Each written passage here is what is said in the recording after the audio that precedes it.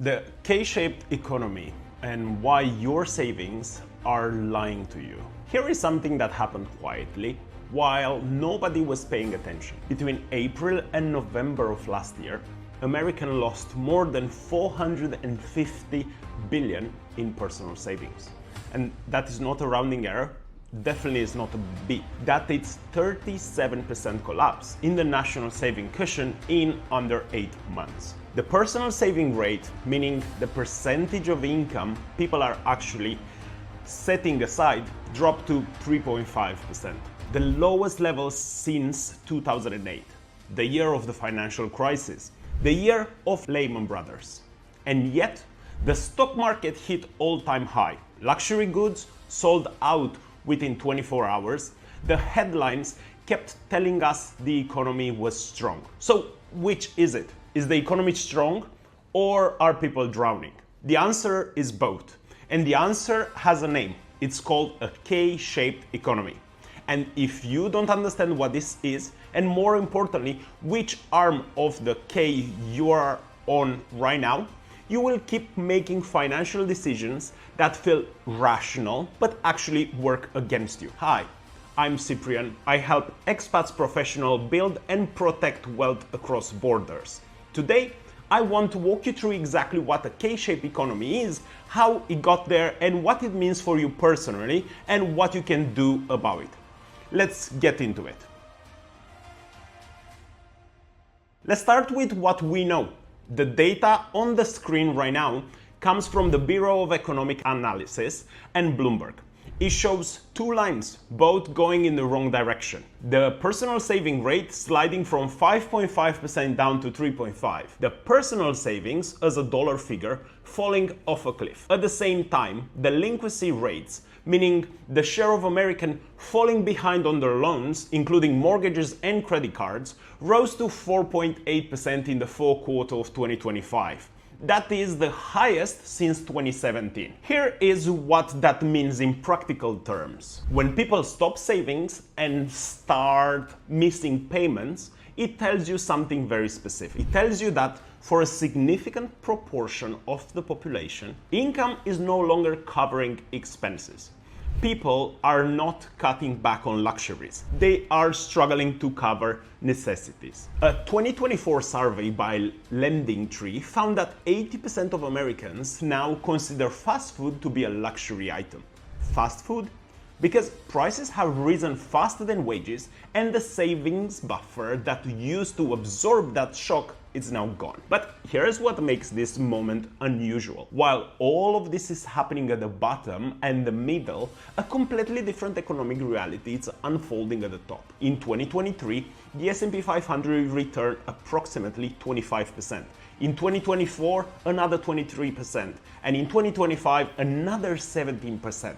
That's 3 consecutive years of exceptional stock market returns. Luxury goods are selling out, high-end real estate is holding its value. Two realities, one economy, that is the K-shape. Let me draw this to you because this is the concept that changes how you see everything. Picture the letter K. The vertical line, it's on the left, is the shared starting point. A crisis hit, a recession, a pandemic, a shock of some kind, and then the economy starts to recover. But not for everyone at the same pace, not in the same direction. The upper arm of the K move upwards. The arm represents assets owners. People who hold stock, real estate, businesses, their wealth grows as the market recovers and expands.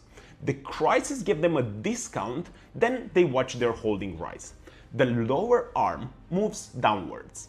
That arm represents everyone else. People who rely primarily on their wages and salaries. People whose savings, if they have, sit in a bank account earning little to nothing.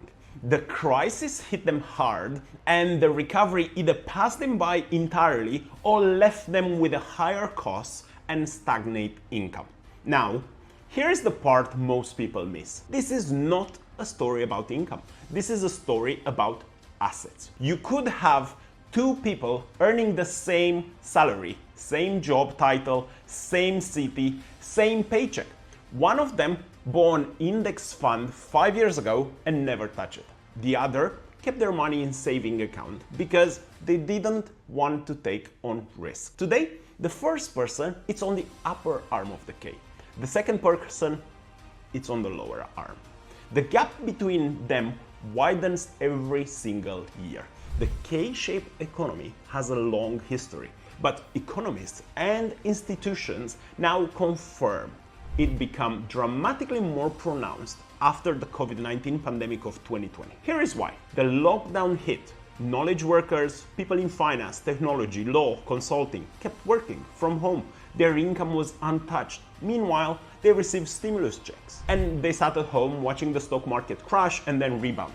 Many of them bought into the dip and they make extraordinary returns. At the same time, service workers, hospitality staff, restaurant employees, many small business owners face the opposite. Lost income, depleting savings, some never recover. The policy designed to save the economy, the stimulus, the near zero interest rates, the assets purchased by the Federal Reserve, all of these measures disproportionately inflate the value of assets. Stock, real estate, and those assets are not equally distributed, not even remotely.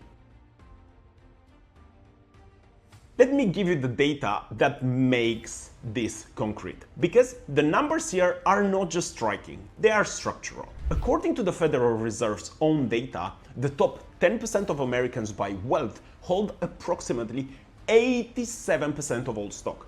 87%. That means that when the S&P 500 gains 23% in a year, as it did in 2024, roughly 87 cents of every dollar of new wealth created goes to the top 10%. The bottom half, the bottom 50% of American population, 165 million people, owns just 1% of all the stock, roughly 540 billion in total.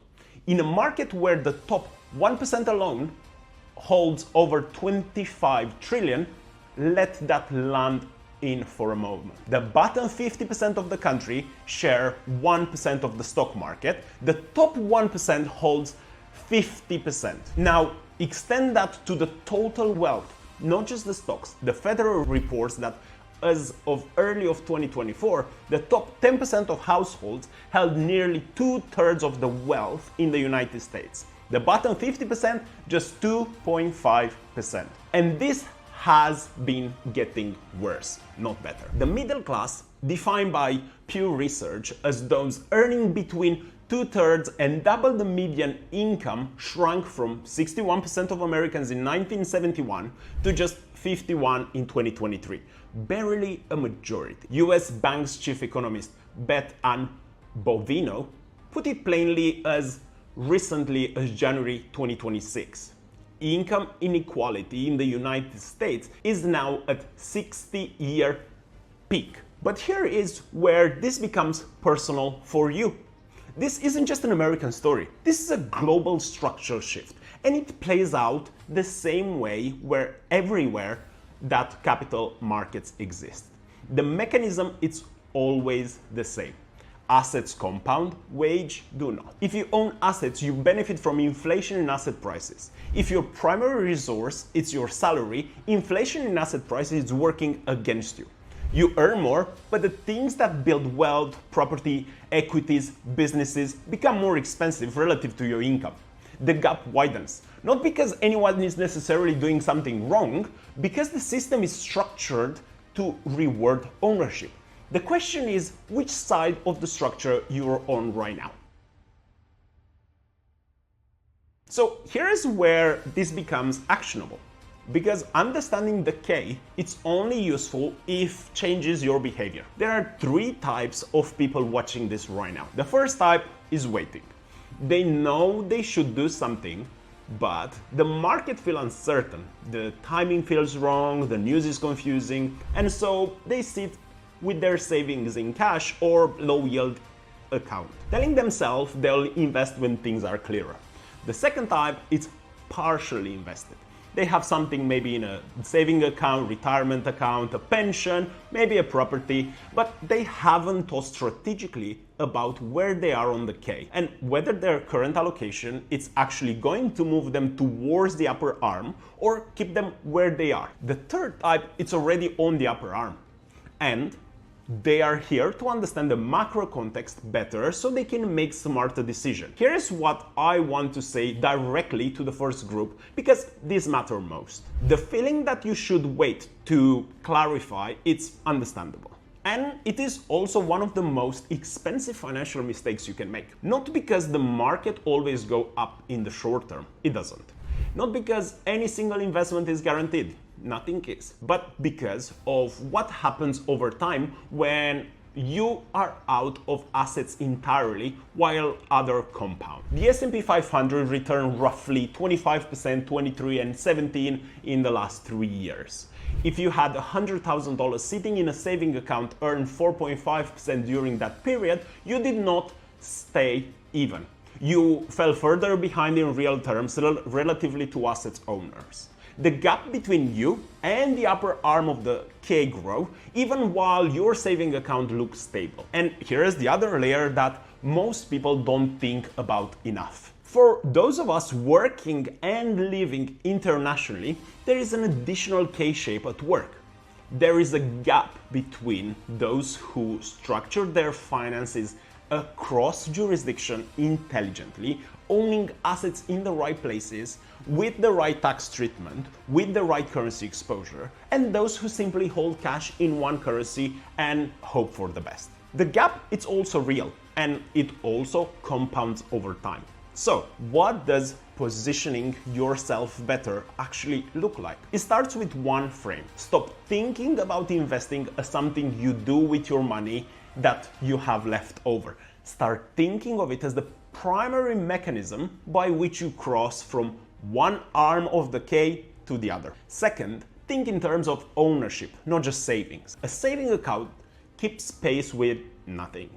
It preserves nominal value while losing real purchasing power. Owning a diversified index fund, a property, or a stake in a business give you a claim on the productivity output of the economy. That is fundamentally different. Third, timing the market matters more than timing the market.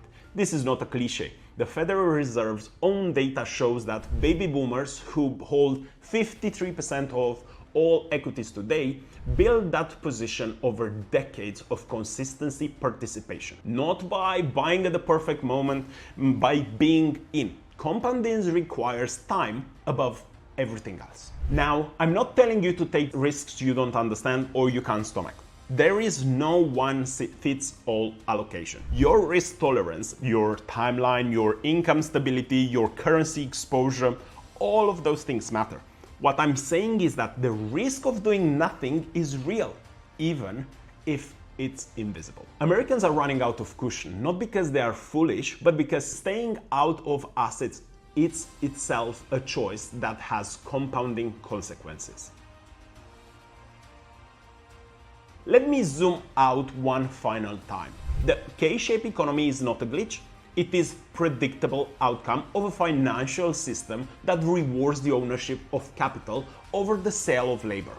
That has been true for decades, but the pandemic accelerated in a way that may take a generation to fully play out. And here is what I think is the most important to understand what's going on in 2026 and beyond. The divergence is not likely to close on its own. The policy response that will narrow the K-shape, wage growth outpacing assets price growth, broader access to capital for lower income households, these are policy contested and historically slow moving. Whether they happened or not is beyond any individual's control. What is within your control is which arm you're on. And to determine that, as we've seen throughout this entire conversation, it's not how much you earn, it is whether you own assets that compound or whether you're on the sideline while others' assets compound for them. The upper arm of the K does not require you to be wealthy to start. It requires you to start. Let me bring this full circle. We started with a chart, 469 billion in lost savings, a saving rate at the lowest point since the financial crisis. Delinquencies rate at 8 years high, the sign of population under financial stress. But the larger story is not just the Americans are saving less. It is that for those without assets, the economy is structurally tilted away from them. The headlines measuring GDP and unemployment rates are call it recovery. The K tells a different story. The real question, the one I want you to sit with, is this. When the next cycle of asset price growth plays out, and they always do, which arm of the K will you be on? If this video helped you to see the economy differently, give it a like and a thumbs up. Don't forget to subscribe. It genuinely helps this channel reach people who need to hear this. Subscribe if you want to keep thinking clearly about wealth in a world that makes it harder than it should. And leave a comment below. Tell me where you are on the K right now. Are you actively invested, building your position, or still sitting on the sideline trying to figure out the right moment? I read every comment and I want to know. Thanks for watching, and I will see you on the next one.